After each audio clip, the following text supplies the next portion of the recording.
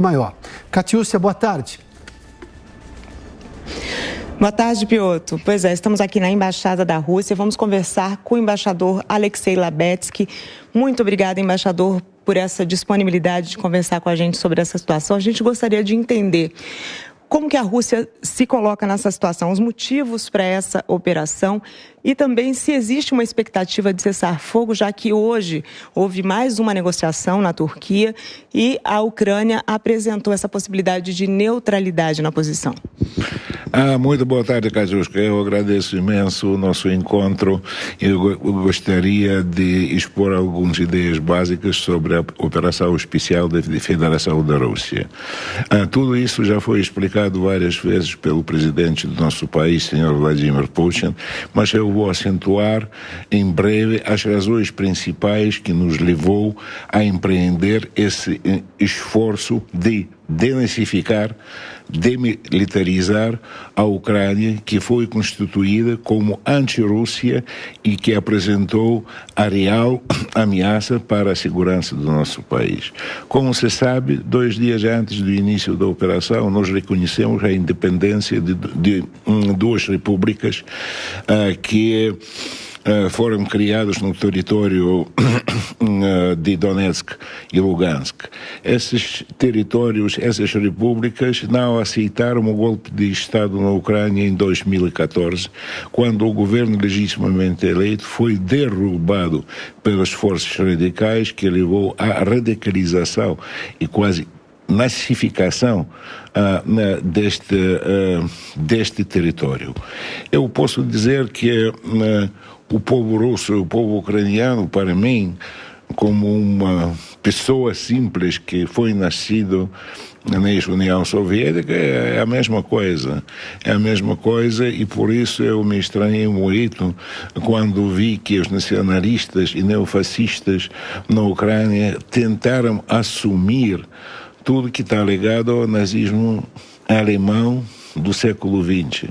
Tudo que nós derrubamos durante a Segunda Guerra Mundial, muito bem conhecida na Rússia como Grande Guerra Pátria. E por isso nós não podemos permitir o ressurgimento destes focos de nazismo nas fronteiras, e nem só nas fronteiras, nas vastas territórios europeias. Infelizmente, há outras razões que nos levou a estudar a situação na Ucrânia, porque nós pensamos que o regime que foi instalado em 2014 não é um regime muito legítimo. Esse é um regime que foi orientado, criado, financiado e armado pelo assim chamado Ocidente e pelo Washington. Isso está bem visto agora. Isso foi grande ameaça para nós, porque criar anti-Rússia nas fronteiras da Rússia não dá para garantir a segurança do meu povo e do meu país. O senhor coloca essa situação como sendo o papel da OTAN nesse processo, é isso? É sim, uma das razões da nossa preocupação maior foi as declarações, até os convites para a Ucrânia de integrar as estruturas da OTAN. OTAN que nós consideramos sendo uma organização em expansão, apesar de muitas ofertas e muitas palavras que foram ditas aos russos que a OTAN nunca será alargado para as fronteiras do nosso país. Se nós lembrarmos a história dos anos 90, a história de todas as conversações da União Soviética e da Rússia com os líderes dos países membros da OTAN, nada foi cumprido, só as palavras. E agora nós vemos que o potencial ofensivo da OTAN perto das nossas fronteiras está aumentado de dia para dia. E a entrada da Ucrânia ou dos outros países da ex-União Soviética para este bloco ofensivo não corresponde aos nossos interesses. Mas, embaixador, o que a gente poderia fazer, o que os países poderiam fazer para se chegar a um acordo? A Ucrânia já se comprometeu a ceder nessa questão da neutralidade. Como que a Rússia poderia também ceder para que isso se resolvesse? O primeiro ponto principal, e isso foi sublinhado muitas vezes, mesmo hoje, que a nossa operação especial deve atingir os seus objetivos. Esses objetivos, como já disse, são os objetivos de denazificação e demilitarização da Ucrânia. E depois nós podemos falar de todos os processos necessários para garantir a segurança e estabilidade nessa região europeia e das nossas fronteiras. Vamos ver, as negociações de hoje é um passo importante, mas isso não elimina a necessidade de dar solução aos objetivos principais, garantir a segurança do nosso país. Tá bom, a gente vai ouvir agora o nosso apresentador, Adalberto Piotto. Ele tem uma pergunta para o senhor e eu já vou repassar. Pode falar, Piotto. Catiúcia, pergunta ao embaixador, por gentileza, se a Rússia pretende, obviamente atingindo um cessar-fogo, participar da reconstrução da Ucrânia e se ele não teme que o movimento anti-Rússia cresça dentro da população ucraniana depois dessa invasão. Embaixador, o Piotto está perguntando se o senhor acha que é possível que o movimento anti-Rússia cresça dentro da Ucrânia depois dessa invasão e também se existe a possibilidade de o país, com o cessar-fogo, se a Rússia vai participar da reconstrução da Ucrânia. Eu penso que nós devemos ser realistas e basear-se na nossa história comum, na proximidade, se não dizer identidade, em russos e ucranianos. Quando a gente está falando sobre as diferenças, ou ucraniano ou russo, eu não posso compartilhar essa opinião, essa visão, porque para mim, pessoalmente, esta diferença não existe. A parte da minha família provém das regiões que ficam agora na Ucrânia. A parte da minha família provém das regiões, outras regiões da Rússia. E para mim, eu me considero muito próximo a esse povo que vive nessas terras que estão chamadas ucranianas. E nós sempre, e a nossa história, a história secular, milenária, foi a história comum. A nossa língua é a mesma, é muito próxima. Muita gente no território da Ucrânia fala uma língua russa que é a língua natal. Mas o governo atual tentou suprimir essas identidades russas, tentou suprimir a própria língua, tentou suprimir a gente e até adotaram as regras que prevêem que o russo não é natural da Ucrânia. Isso é impossível.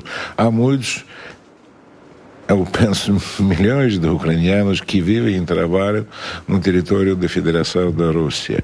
Eu gostaria de dizer que só depois de um conflito no Donetsk e Lugansk, mais do que 500 mil dos cidadãos deste território migraram para a Federação da Rússia e foram acolhidos lá, que muita gente recebeu a cidadania russa porque para viver nos territórios onde os ucranianos nacionalistas tentaram instalar o regime de genocídio, foi necessário garantir os serviços sociais, os serviços médicos, tudo que deve ser garantido no estado normal, que foi recusado pelas autoridades ucranianas a esta gente que se proclamou contra o regime que foi instalado em Kiev. Então, falamos sobre essa questão da identidade mesmo. A gente fala muito da crise humanitária, a situação da Ucrânia é muito grave. A gente quer saber como que está essa situação na Rússia e também sobre essa hostilidade que o senhor apontou, porque, apesar de ser uma guerra política, são os civis que sofrem com essa situação e existe realmente uma hostilidade contra o povo russo nesse sentido. quando a situação social e política na Rússia, eu não vejo nenhuma diferença. A única diferença é que quando nós empreendemos essa operação especial contra os nacionalistas e contra os neofascistas ucranianos, o Ocidente e Washington e alguns outros países empreenderam os esforços de sanções, de declarar as sanções multifacéticas contra a Rússia em vários domínios econômicos, financeiros, comerciais, etc., etc., que se tornou quase uma verdadeira guerra econômica. Não é novidade para nós, porque eu gostaria de fazer lembrar a todos que durante o tempo soviético o meu país viveu durante as sanções durante quase 70 anos. Estas sanções também foram muito duras, mas as sanções de hoje têm uma particularidade lamentável, levou à russofobia, e tudo que acontece agora neste caminho das sanções faz-nos lembrar, infelizmente, o 1933, quando os nazis chegaram ao poder e começaram a caçar os livros, as ideias, as pessoas, e estas sanções provocaram uma russofobia grandíssima na Europa, assim chamada civilizada. O Dostoiévski está negado, os cantores russos estão negados, a cultura russa está negado, a ciência russa está negado, e ninguém quer relembrar que isto é um tipo de, não só russofobia, mas é um tipo de racismo, se quiser.